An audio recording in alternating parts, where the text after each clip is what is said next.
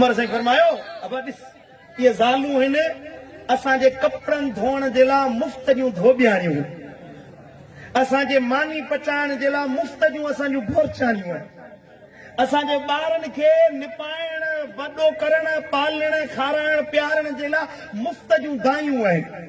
असांजे घर खे ॿोहारी ॾियण जे लाइ मुफ़्त जूं भंगियाणियूं आहिनि, असांजो घर साफ़ कनि, असांजे जिस्म जी तस्कीन पूरी करण जे लाइ अल्लाह ताला इन्हनि खे सुकून जो साहिब बणायो आहे, पंहिंजी ख़्वाहिश इन्हनि मां पूरी कयूं था, असांखे ज़िना खां बचाइण जो दर आहिनि। उमर साईं फरमायो एॾियूं सहूलतूं अल्लाह ताला इन हिक जान में रखायूं आहिनि, भला जे ज़ोर सां ॻाल्हायईं को बुरो लफ़्ज़ चयईं उनखे सठु ई सब्र कई त का वॾी ॻाल्हि त कोन्हे का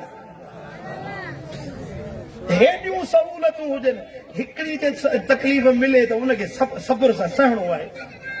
हा कि न ग़लति थो चवां? ॻाल्हि सम्झ में आई हले कोन आई उमर साईं जी? हेतिरियूं अल्लाह ताला सहूलतूं ॾिए थो,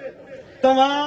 उहे नथा ॾिसो थोरो रुगी को घर में अणबणत थी वञे, हो जो हिकिड़ो जुमिलो ॻाल्हाईंदी हे वरी ॿ जुमिला ॻाल्हाईंदी, अल ॿ जुमिला ॻाल्हाईंदे हे 10 जुमिला ॻाल्हाईंदो, तव्हांजो हथु खणंदा विच में जुदाई पैदा थींदी, जे सब्र कयो तहमुल सां बर्दाश्त सां बाबा ॿिया सभु मूं चयो त रिश्ता अलॻि थी वेंदा, हे तोसां गॾु बिस्तरे में कमरे में घर में तुंहिंजी जवानी खां वठी कुराहड़प ताईं इहा ज़ाल पुट तोसां गॾु हूंदी,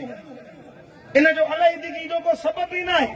अलॻि थींदो ई कोन, गॾु रहणो आहे गॾु निभाइणो आहे, इहो तॾहिं थींदो जॾहिं हिक ॿिए खे सहंदा ईंदो बर्दाश्त कंदा ईंदो।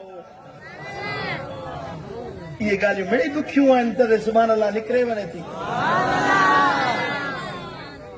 साप पैदा कयो, पंहिंजे घर खे अमुन ऐं सुकून वारो बणायो।